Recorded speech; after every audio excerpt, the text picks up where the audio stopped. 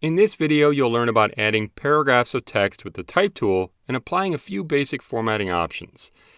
If you'd like to follow along, open your own Illustrator document or this practice file from the files for this tutorial. To add a paragraph of text to this document, select the Type tool in the Tools panel on the left. Then move the pointer into a blank area on the artboard on the right.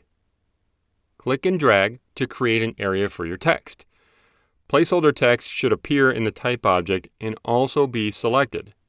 This type of text is called area type, and it's similar to how you create text in Adobe InDesign.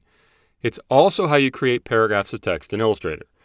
With the placeholder text still selected, type in some text. I'll type in, "Let us market your business.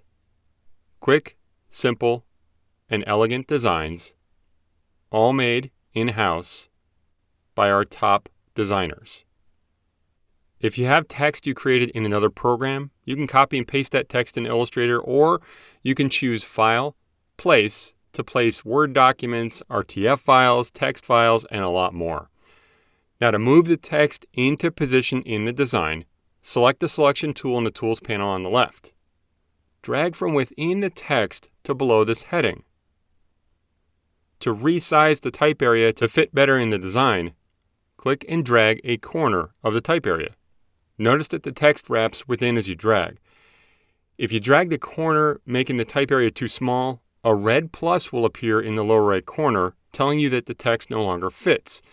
This is called overset text. Drag that corner to make sure you see all of the text.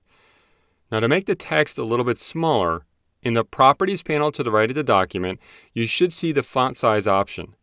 Click the arrow to the left of the font size to make the size 11 point. And then click away from the text to deselect it. Now you can add text to all kinds of projects you create, like descriptive text for a brochure, copy on a website, or even content for your own package design.